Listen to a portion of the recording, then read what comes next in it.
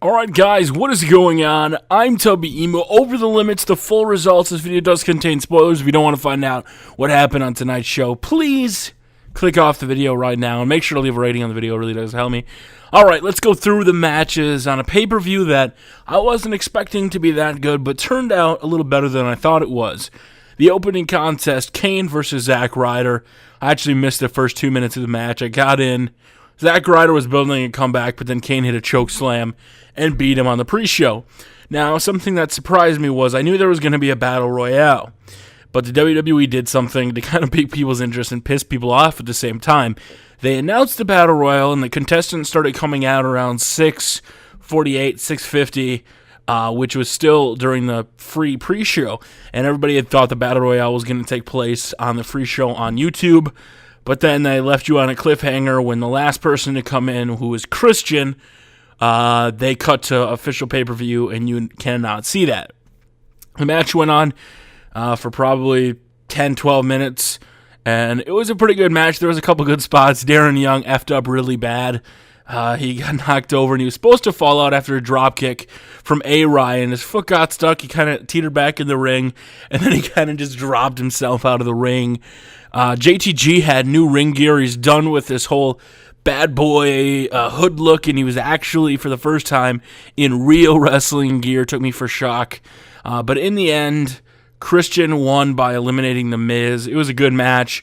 Christian won. Now, the point of that match, whoever won got to pick a match to the United States champion, Santino Marella, or the Intercontinental champion. And Christian kind of looked at Santino and nodded towards him, and Santino's like, okay, I'm ready for the challenge. But it was never made official. Then came time for the tag team match to start off the actual pay-per-view. The pyro went off before that. Kofi Kingston and R-Truth took on Dolph Ziggler and Jack Swagger. Great match. Once again, about 10, 12 minutes. Really showed off Dolph Ziggler and Jack Swagger. Hopefully, they can go their separate ways and stop being a tag team, because Jack just holds Dolph back so much, in my opinion. They had the upper hand against the tag team champions pretty much the whole time. But in the end, Dolph Ziggler went to run at Kofi Kingston in the corner. Kofi hit a Trouble in Paradise, and they retained the titles. Next up was a Divas Championship match, and let me say it right away, everybody, once the match was going, started chanting, "We want Karma," and no, Karma did not return. The match actually was the best Divas match of the year. It went about 5 to 7 minutes. It actually went a little longer than I thought it would. There were some good spots in it, and Layla retained her title against Beth Phoenix with a neckbreaker out of nowhere. And then came time for the Fatal 4-Way match. It's about a 15-minute match. Good match. There was a lot of finishers. In the end, Randy Orton won. No, he didn't. Randy Orton didn't win. Even though he hit 2 RKOs, and he got hit with the move. There was numerous code breakers. But in the end, Sheamus won with a white noise on Chris Jericho. It was a good match. Sheamus retained. And during the match, Chris Jericho and Alberto Del Rio paired up as the heels, of course, going after Randy Orton and Sheamus. And that proved to show on later on. So we're definitely going to see feuds come out of this match. Then we had Brodus Clay versus The Miz. Miz came out and started talking trash about Brodus, that's what's wrong with the WWE. Brodus comes out with Cameron and Naomi. Miz gives him the best match so far of his career, 4-minute match. But in the end, Brodus Clay won with a splash. Then, Intercontinental Championship match time. Christian versus Cody Rhodes. They put on a good match. It wasn't very long. The Intercontinental Championship matches really never are. But in the end, Christian, with the kill switch, beat Cody Rhodes to pick up that Intercontinental Championship. Hopefully, Cody Rhodes can ascend to the top, and Christian can maintain that mid-level gold until he's fully ready to get back up for a World Heavyweight Championship reign. And then came time for the best match of the night. A match that blew my socks off. Was over 20 minutes. They gave him ample time. There was numerous submission attempts. There was numerous holds, numerous reversals, amazing spots. This match, hands down, the best match of the year so far. I'm going to say it's probably going to last the best match of the whole year. Absolutely fantastic. numerous different submissions. But in the end, Daniel Bryan went for the yes lock, had the yes lock in.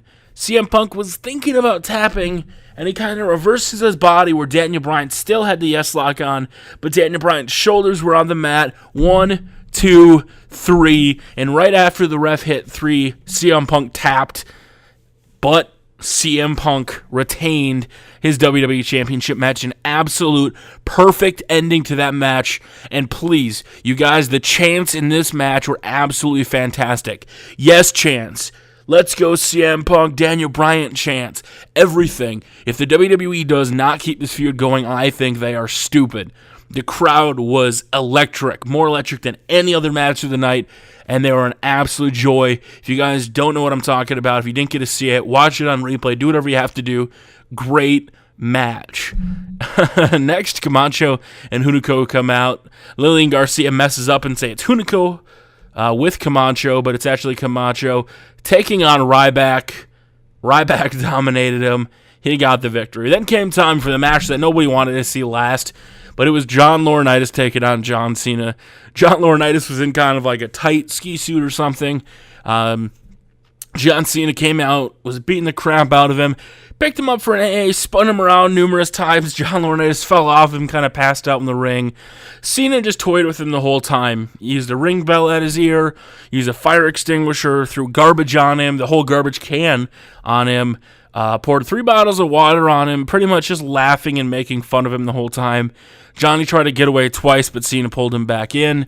But then, out of nowhere, Johnny Ace comes out of nowhere, grabs his hand, he was trying to escape, hits Cena's hand, comes back in, starts hitting him with a chair, and then Johnny Ace escapes after that, and he goes out. But then the Big Show brings him back in, and it looked like Big Show was going to help out, and I'm glad they did it this way. Cena should have pinned him way before this. Big Show comes in, brings him in by the neck, throws him in the ring, was going to go for a choke slam. Laurinaitis started saying something to him, holding his hand up, probably saying, I'll rehire you, I'll rehire you, I'll rehire you. He throws him to John Cena. John Cena picks him up for the attitude adjustment, but then WMD to the face, knocks Cena out. About 30 seconds later, Laurinaitis rolls Cena over. 1, 2, 3. People power stays for a few more months at least. What is going to happen with the reign of John Laurinaitis, guys? It was a pretty good pay-per-view. I'm going to give it a 7 out of 10. I'm giving CM Punk versus Daniel Bryan a 10 out of 10. Absolutely had me on the edge of my seat. Absolutely fantastic match. Let me know what you thought about the pay-per-view in the comment section below. If you enjoyed that pay-per-view, hit that like button. If you didn't, dislike the video. Have a good day, guys. Tubby Emu out.